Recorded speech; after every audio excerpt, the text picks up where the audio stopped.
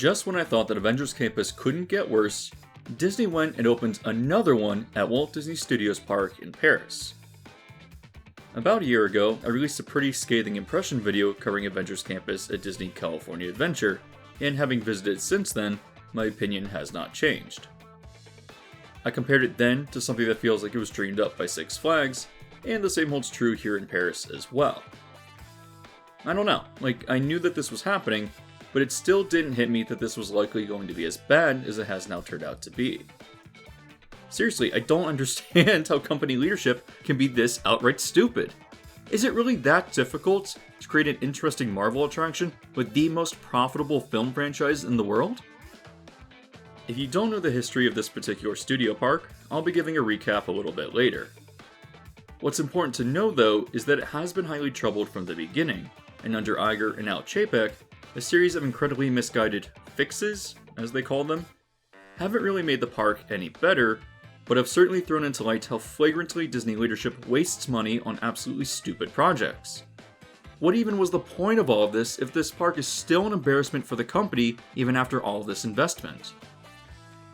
Today we're going to take a look at why this park is in such abysmal shape, covering this hilariously poor excuse for a themed land, and finally tying it into Disney's complete lack of ability to not bungle a Marvel project.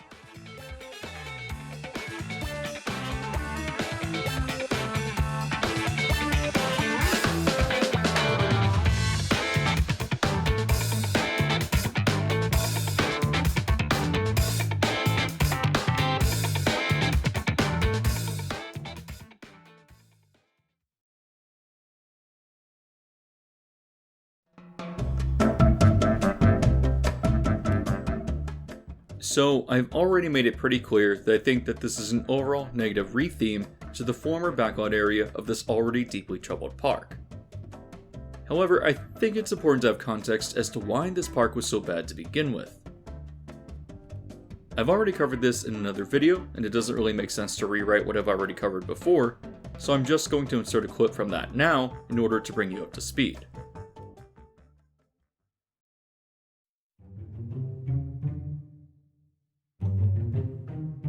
In 1992, Euro Disneyland opened just outside of Paris. The story of the failure of this park has been covered time and time again, so it's not something I'm going to really talk about here. However, the primary takeaway is that this was an incredibly expensive flop for the company. So much money and time had gone into creating one of the best Disney parks possible, and yet Disney completely misunderstood the Western European audience that it was trying to attract. Because of this, the park received a lot of vocal backlash and attracted very little in the way of attendance. However, Disney was contractually obligated to build a second park on the land, and so Walt Disney Studios Park opened in 2002. Using the studio theme as a bland and cheap excuse to construct unthemed buildings, this park itself is an absolute embarrassment for the company. Not only was the park footprint incredibly small, but the distasteful and cheap atmosphere in conjunction with just a small handful of rides made the park seem like a discount version of even Six Flags. When Bob Iger stepped in as CEO in 2005, the park would receive a number of cheaper Band-Aid fixes. This would range from off-the-shelf flat rides like Cars Race Rally, to the sparsely themed Toy Story Playland, which also consisted almost exclusively of flat rides. Other additions would include a clone of the watered-down version of the Twilight Zone Tower of Terror, and an indoor coaster simply called Crush's Coaster. This particular attraction would send you through a minute of lightly themed scenes before dropping you into a gravity portion, almost completely in the dark. However, while these additions did at least give the park more to do, its first real substantial addition would be in 2014 with Ratatouille the Adventure, based off of the 2007 film. At this point, trackless dark rides were still a relatively new novelty, and the quality of this ride was far beyond what the rest of Walt Disney Studios Paris offered. Because the rest of the park is so underdeveloped and offers such a hollow experience, Ratatouille definitely feels like a welcome addition and an e-ticket for the park. It's clear to me that while these additions made capacity marginally better, it's still an incredibly underbuilt park. That's not to mention that these additions just don't really cut it either. I've said it time and time again, but Disney today just isn't building attractions that reach what I consider to be the high bar that they were always looking to push upward in the past. It's all about creating rather standard rides and slapping a marketable IP onto them like, Six Flags would. I don't think that Disney has built a truly exceptional attraction since Flight of Passage, and even then, if you're not counting it, next in line would be Expedition Everest all the way back in 2006. Just so we're clear, because I know people will mention it in the comments, I do not consider Rise of the Resistance to be anything special. My points on that aren't really relevant to this video, so maybe I'll produce another one that breaks down why I feel that way. But no, I don't think that it really matches the Disney standard of anything pre-2006. So with pretty poor investment coming into the park, Disney finally announced a whole new slate of projects and a major park expansion in 2018. This will include expanding the footprint of the park by excavating a lake that will have a rendition of Arendelle with a cloned version of Frozen Ever After. To its left is what appears to be a small slice of Galaxy's Edge with its worst attraction, Smuggler's Run. I was under the impression that even this was cancelled, but I suppose we'll see. The third and quickest addition would be a rebuild of the backlot, turning it into Avengers Campus as we now see. However, this poorly thought out studio park also had its own version of the backlot tour from Disney MGM, even though this park never made any attempt at filmmaking. So with retheming this area, what was to happen to that attraction? Well, it closed in 2020, it opened just a year later as Cars Road Trip, which may just be the most pathetic attraction I've ever seen come out of this company.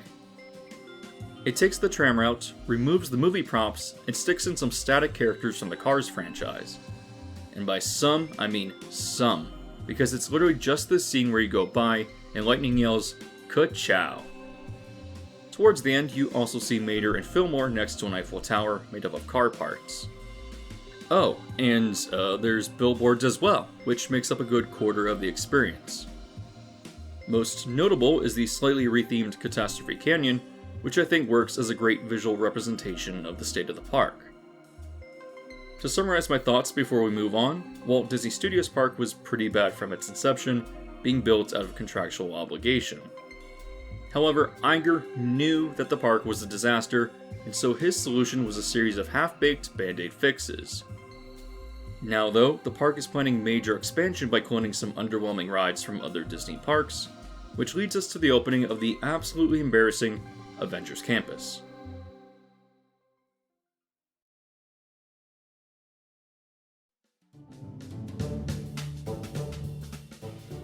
As with California, this version of Avengers Campus is vaguely themed around a former industrial complex founded by Howard Stark. I believe that part of the backstory here is that Peggy Carter also once used this for a European shield complex. However, today it is a European outpost for the Avengers and is maintained by Tony Stark. As far as the aesthetic is concerned, there's not much to really say other than it's absurdly generic. There's nothing really distinguishing it from any real-life industrial park, which I'm pretty sure was done because Disney wanted to present a whole new land on the cheap. If the park is still a mess though, why bother cheaping out when they had the opportunity to really build something incredible with the most profitable film franchise in the world? Well, I think we should take a look at this comment from the opening ceremony. I think that our guests are going to be astounded by the detail and the creativity at Avengers Campus as they explore and become a bigger part of that universe. And for the first time in Europe, guests will get to experience the thrills and real-life adventures just like the ones that they've seen in their favorite comics, on the big screen, and of course, on Disney+. Ah, there we go. So this was all about driving subscriptions to Disney Plus through brand synergy, which, to be upfront, is not very strong here. If I knew nothing about Marvel and visited this land, I would probably be turned off to it because this is as bland and generic as it gets. I think it's amusing how he highlighted the land's details and storytelling, of which I can find none. That's a great segue into exploring what this land offers, which to be fair is quite little. When walking down the strip, you'll see Pym's Kitchen on your left. When I covered this land in California, I did make notes that I actually thought that there were some interesting and clever elements here, in both its theming and in how they served mismatched portion sizes to fit in with the shrinking Ant-Man theme. However, here in Paris, they somehow managed to screw up the execution by replacing the one interesting practical effect of the restaurant with an overhead screen. I mean, was it really that difficult or expensive to place in a charming practical effect that was even appealing to a cynic like me? How much money could they have possibly saved from excluding this? You removed the one thing that I actually liked about Avengers Campus. That's all. That's the only reason I made this video. Don't forget to like and subscribe.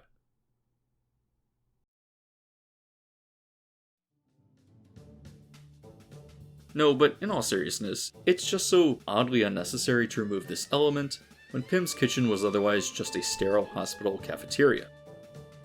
It helped make it unique, even if not particularly compelling in and of itself.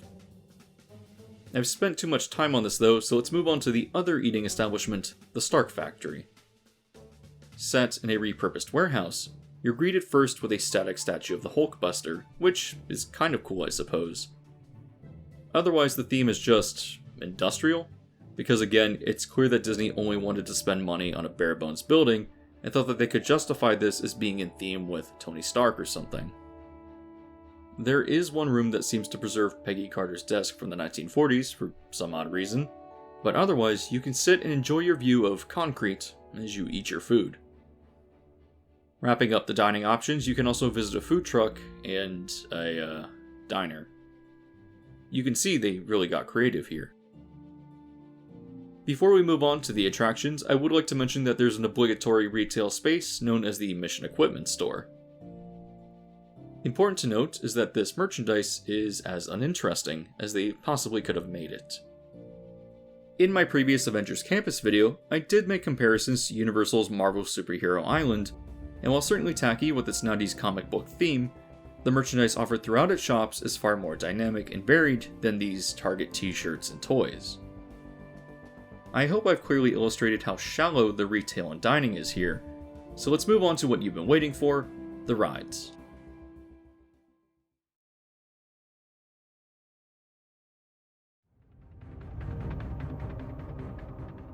The attraction lineup of Avengers Campus wouldn't be complete without character meet and greets, and it's my understanding that different characters will premiere and walk throughout the land as new installments in the Marvel Cinematic Universe debut.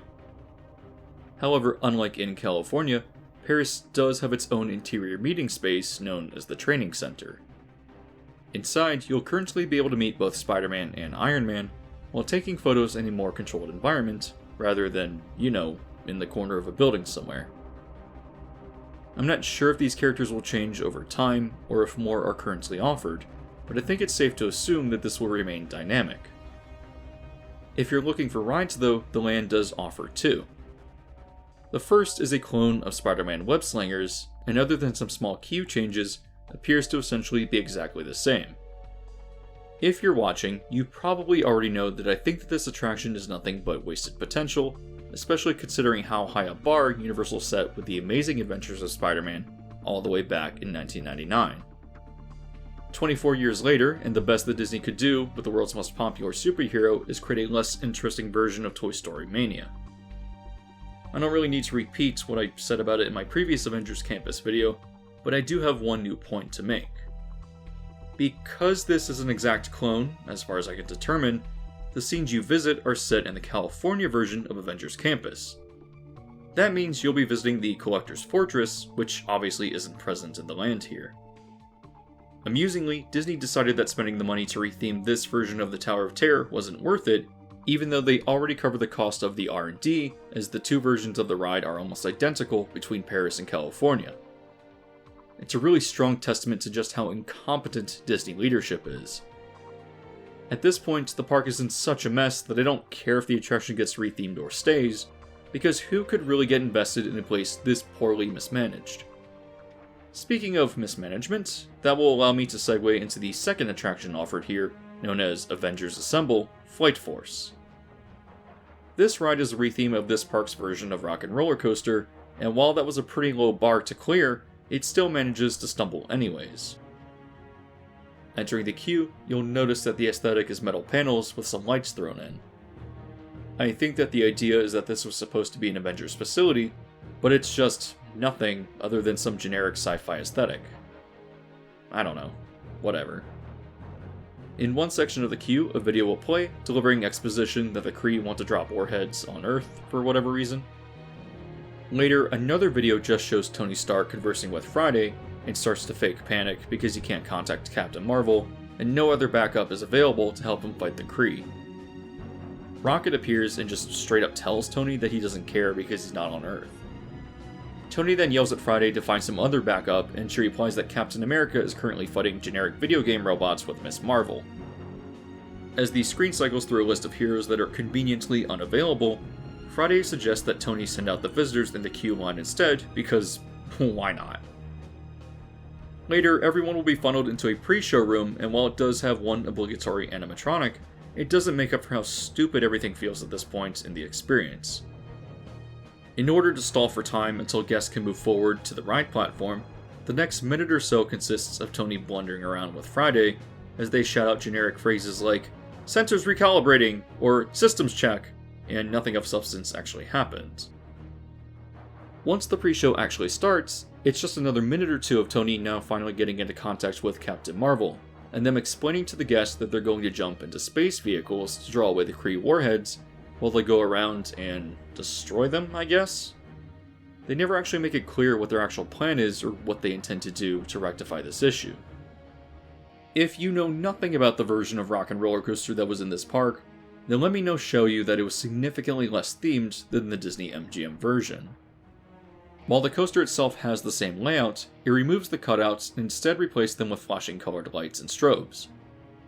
That's pretty bottom of the barrel in theming, and it's pretty difficult to get any lower than this unless you made a conscious effort to do so. Surely Flight Force, no matter what it did, would be an improvement over this previous ride, right? Well, I have the pleasure of informing you that Disney absolutely broke my hilariously low expectations, and now the ride is instead 75% darkness. The other portions consist of small screens, where Tony and Captain Marvel yell things like, "Great job!" and "More incoming!" If you'll take the time to notice, they're not actually really doing anything other than shooting projectiles and verbally patting themselves on the back. Finally, the coaster returns to the station, somehow leaving you pining for what you thought was already one of Disney's worst attractions. I mean, what can I even say about something like this? Rock and Roller Coaster was at such a low point that I had to imagine that literally anything would have been better. Yet instead, it's 25% nonsense, 75% darkness. It's really quite astounding that Disney has yet to create any kind of compelling Marvel attraction, considering the investment that they could have put into this if they had bothered to make an effort.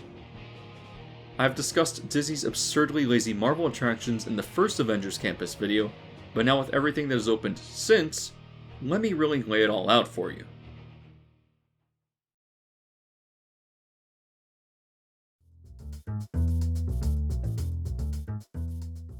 Disney's first Marvel project was the Iron Man Experience, which rethemed Star Tours at Hong Kong Disneyland and opened in 2017. While it's not terrible by any means, it's just some bland, generic thing that is completely unappealing to me. I'm not a huge fan of the new version of Star Tours, but even that would be an improvement over this. However, the Iron Man Experience was intended as the first step in gradually retheming this park's version of Tomorrowland into an Avengers Campus, or at least a significant portion of it. As a continuation, the park's version of Buzz Lightyear Astro Blasters would then be rethemed into Ant-Man and the Wasp Nano Battle, which opened in 2019. I was quite excited to see this open, and once I finally watched a video, I was utterly confused how something this boring could have come out of Disney Imagineering. At that point in time, I was skeptical of Disney's pivot towards IP attractions, but still optimistic that something cool would come out of them. Yet, I think that this was one of the fundamental building blocks leading to my cynicism towards Iger and Chapek. I know I've been throwing around the word embarrassing throughout the video, but I can't think of any other way to describe this. For all of the creativity that went into the first Ant-Man film, that could have certainly been present here, yet it's just generic static walls and screens. Even a place like Motion Gate wouldn't have built an attraction this poorly. I will admit that Guardians of the Galaxy Mission Breakout at California Adventure was a pretty great addition in 2017, but like most things Disney these days, made absolutely no thematic sense for its park. It would of course be incorporated into Avengers Campus in 2021, and you already know what I think about that, especially with how remarkably stupid it was to design a ride like Web Slingers. We then had Guardians of the Galaxy Cosmic Rewind open at Epcot this year in 2022. I think it is by far the best of the Marvel attractions, but obviously makes absolutely no sense at Epcot, and really doesn't do anything to help the Marvel brand. It's essentially just a new generation of Space Mountain, and if you removed the Guardians of the Galaxy, not much would really change. As a Marvel-themed attraction, I think it fails in that particular aspect, because of how inconsequential the characters are to the overall experience. It exists as an excuse to double down on Marvel merchandise in Epcot, which is mostly just overpriced plastic crap anyways. Finally, we have Avengers Campus in Paris, and I hope you share my sentiment that Disney has yet to build any sort of interesting or compelling Marvel attraction. Maybe if concrete as a substance was popular with general audiences, Disney would really be knocking it out of the park right now, but no, Universal's 24-year-old land is still holding up far better than what Disney is throwing at its park goers. Let me state it one more time. This is embarrassing. As someone who once loved Disney because they were the gold standard of the theme park industry, even with their many blunders, I really recognize something systematically wrong here. Creating dud after dud isn't an unfortunate coincidence. Disney leadership has reached the point where their investments into the parks are doing more long-term damage than good. I'm interested to see how this plays out over the years, and as they continue to screw everything up, expect more commentary from me. As always, if you enjoy my video essays and attraction breakdowns, feel free to give the video a like, as it helps provide a lot more exposure. I also recommend subscribing and hitting the bell icon as well, so as to be notified when new videos are released.